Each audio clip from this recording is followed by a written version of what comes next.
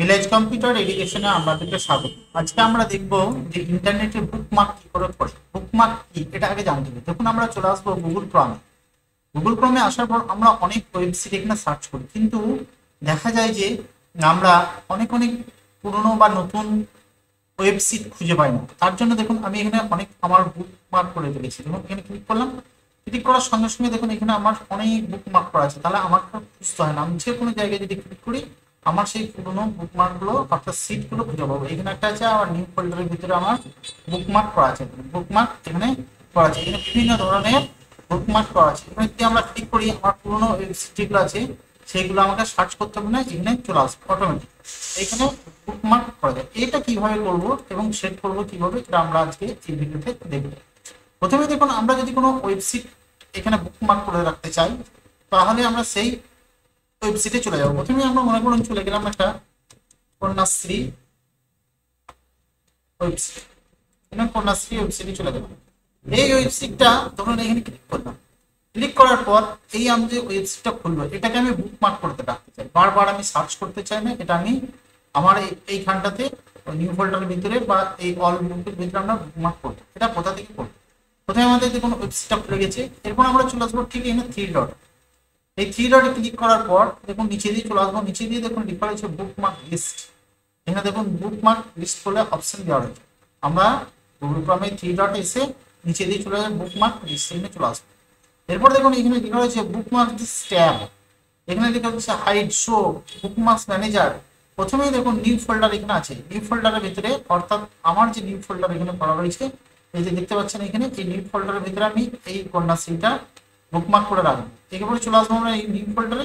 New ফোল্ডারে এসে আমরা এখানে যদি ক্লিক করি দেখুন এখানে বুকমার্ক গুলো অপশন আছে, দেখুন বুকমার্ক আছে। এখানে আমি যদি বুকমার্ক ট্যাব করে দিই, ক্লিক করি, এরপর দেখুন কন্যাশ্রী নিউ ফোল্ডার বলে চলে এসেছে। এখানে এখানে যদি আমি ক্লিক করি দেখুন নিউ ফোল্ডার অনেকগুলো আছে। আমি একটা নতুন ফোল্ডার যদি করতে চাই এখানে আমরা করতে পারি, চুজ দ্য অ্যানাদার ফোল্ডার করে ক্লিক করতে পারি।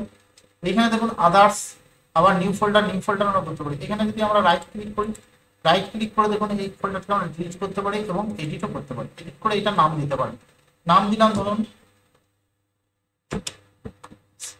কন্যাশ্রী, নাম দিলাম, দিয়ে সেভ করে দিলাম।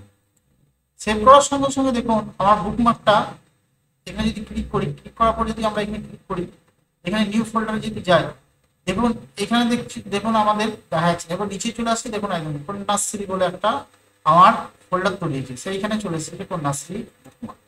এরপর আমরা এখানে চলে যাব, চলে যাওয়ার পর দেখুন চলে যাওয়ার পর আমরা চলে যাব থ্রি ডটে। থ্রি ডটে যাওয়ার পর এখানে বুকমার্কে চলে যাব, লিস্ট এই বুকমার্ক ট্যাব এখানে আমরা সিলেক্ট করব। সিলেক্ট করার পর আমরা এখানে কন্যাশ্রী ফোল্ডার বলে সিলেক্ট করে নেব, নিয়ে ডান করে দেবো। আগে আমরা কি করলাম, আগে আমরা ফোল্ডারটাকে তৈরি করে নিলাম কন্যাশ্রী।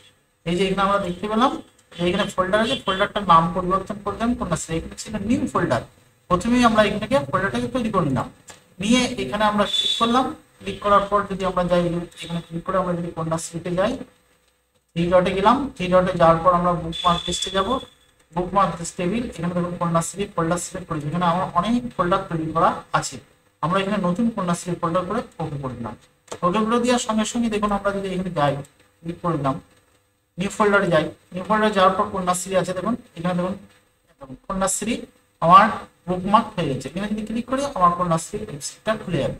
এটা একটা পদ্ধতি যে আপনি ফোল্ডারের ভেতরে যদি আপনার অনেক বুকমার্ক করা থাকে, যেমন আমার এত বুকমার্ক করা আছে, আবার দেখুন নিউ ফোল্ডার করে আমি বুকমার্ক করে এসেছি, অনেক ফোল্ডার করে দিয়েছি। এইভাবে আমরা বুকমার্ক করতে পারি। অথবা আপনি এখানে যান, যাওয়ার পর বুকমার্ক লিস্টে ক্লিক করুন, বুকমার্কে যাওয়ার পর বুকমার্ক লিস্টে যান, যাওয়ার পর বুকমার্ক করে দেন। এখানে যদি শুধু আমরা এখানে নাম যদি না দিই বা অন্য রিমুভ করে দিই, রিমুভ হয়ে যাবে। আমরা যদি এখান থেকে না যাই, আমরা এখান থেকে গেলাম যে বুকমার্কে গেলাম, যে বুকমার্ক লিস্ট,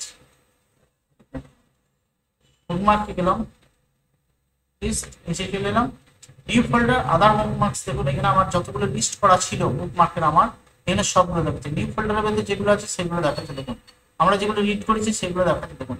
এবারে যদি আমরা ইম্পোর্ট বুকমার্ক সেটিং করে হয়ে যাবে। আবার ম্যানেজার বুকমার্ক ম্যানেজারে যদি করি দেখুন বুকমার্ক ম্যানেজারটা আমাদেরকে দেখাবে, আমরা কোন কোন বুকমার্ক করে রেখেছি, কোথায় করে রেখেছি, সব এখানে ডিটেলসটা আমার দেখাবে।